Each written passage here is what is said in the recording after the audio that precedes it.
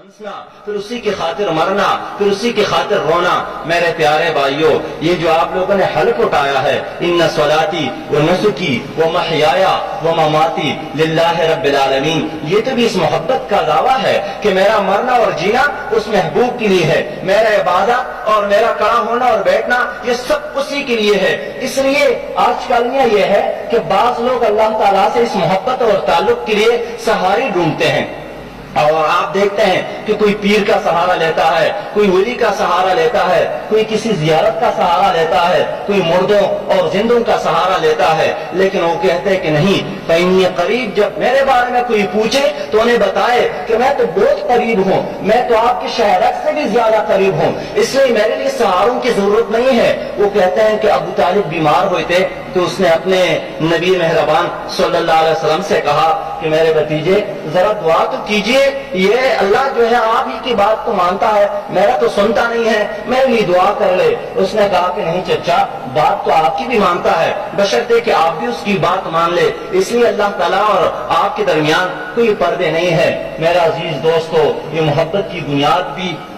دل ہے، اور یہ دل بھی نفس کا مرکز ہے، خیالات کا مرکز ہے، عقائد کا مرکز ہے، ایمانیات کا مرکز ہے۔ اس لیے پیارے عزیز دوستو، نفس بھی تین طرح کے ہیں، لیکن اللہ نے انسان کو جس نفس پر پیدا کیا ہے وہ نفس سلیم ہے، وہ فطرت سلیم ہے۔ اس لیے انسان جب کوئی بد عمل کرتا ہے تو دل کے اندر اسے ایک گھنٹی دیا جاتا ہے کہ آپ اللہ سے تعلق توڑنے والا کام کرتے ہیں، اپنے محبوب سے بغاوت کی کام کرتے ہیں۔ اس لیے وہ بار بار وارننگ دیتا ہے، بار بار وہ کٹکھٹاتا ہے، انسان کے اندر ایک احساس پیدا ہوتا ہے، یہ کیا چیز ہے؟ یہ نفس سلیم ہے، یہ فطرت سلیم ہے۔ اللہ تعالیٰ نے اس انسان کے رہنمائی کے لیے اندر سے بھی انتظام کیا ہے نفس مطمئنہ کی صورت میں، اور باہر سے بھی انتظام کیا ہے انبیاء کرام کی صورت میں، کہ جب یہ انسان اپنے راستے کو چھوڑ جاتا ہے، اپنے وعدے میں یہ نبھانے کی کوشش نہیں کرتا ہے اور دوسرے طرف چل جاتا ہے، تو اللہ تعالیٰ نے مختلف اوقات میں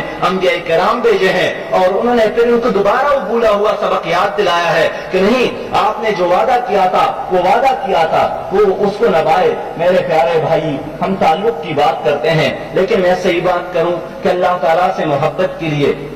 اللہ تعالیٰ سے تعلق کے لیے علم کی ضرورت نہیں ہے۔ بعض لوگ سوچتے ہیں کہ جو جتنا بڑا عالم ہوگا اور جتنا زیادہ پڑھے گا اتنا ہی اس کا محبت اور اتنا اللہ تعالیٰ سے اس کا تعلق زیادہ ہوگا۔ بعض لوگ کہتے ہیں کہ نہیں، دولت کی بنیاد پر اللہ تعالیٰ سے تعلق کے لیے خوبصورت شکل کی بھی ضرورت نہیں ہے، اللہ تعالیٰ سے تعلق کے لیے کسی بڑی قوم اور قبیلے کی ضرورت نہیں ہے۔ یہ کوئی دنیا کا بادشاہ توڑا ہے کہ جہاں جاتا ہے عوام پر حکمرانی قائم کرنے کے لیے دیہاتوں کی چودھریوں سے تعلق رکھتا ہے، شہر کے سرمایہ داروں اور بابوں سے تعلق رکھتا ہے، سیاسی پنڈتوں سے تعلق رکھتا ہے۔ نہیں، اللہ تعالیٰ کی طرح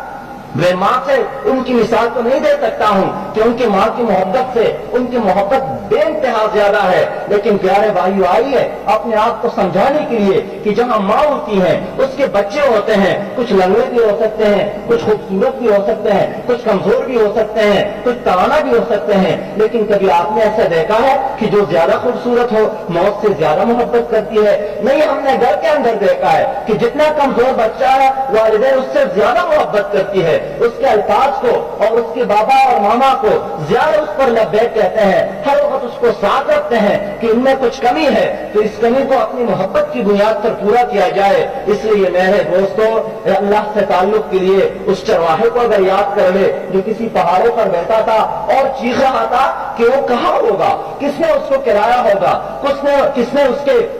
کپڑے دھوئے ہوں گے اور کس نے اس کی خدمت کی ہوگی۔ موسیٰ علیہ السلام آیا اور کہا کہ آپ کیا بات کرتے ہیں، وہ تو بے نیاز ہے، اللہ سمجھ، وہ کسی کے محتاج تو نہیں ہے، کیا آپ اس کی خدمت کی بات کرتے ہیں؟ وہ ضروریات تو نہیں رکھتے ہیں، کیا آپ اس کے کپڑوں اور کھانے کی بات کرتے ہیں؟ لیکن اللہ نے فرمایا کہ نہیں، وہ جو بات کرتے تھے وہ محبت کی بات کرتے تھے اور آپ نے کیوں اس کو خاموش کیا؟ میرے دوستو، اس لیے اللہ سے محبت اور تعلق کے لیے عمل بھی بات کی چیز ہے۔ پہلا چیز تو نیت ہے، پہلا چیز تو طلب ہے، پہلا چیز تو جدوجہد ہے، پہلا چیز تو جستجو ہے۔ اگر یہ کسی کے اندر ہو جائے تو اللہ تعالیٰ کا تعلق اسے نصیب ہوتا ہے۔ ہم نے دیکھا، تاریخ میں پڑھا کہ بہت سارے ایسے لوگ جو نبی مہربان کے مجلس میں بیٹھتے تھے، اس کے ساتھ نماز بھی پڑھتے تھے، اس کے ساتھ گلی میں رہتے تھے، لیکن اللہ نے اس کو ہمیشہ ہمیشہ کے لیے اپنی محبت سے دور رکھا۔ نبی مہربان صلی اللہ علیہ وسلم کے صحبت کے باوجود اس کے لیے جہنم قرار پائی۔ لیکن بہت سارے لوگ ایسے تھے جنہوں نے ایک نظر اس نبی کو دیکھا اور پھر جا کر جہاد میں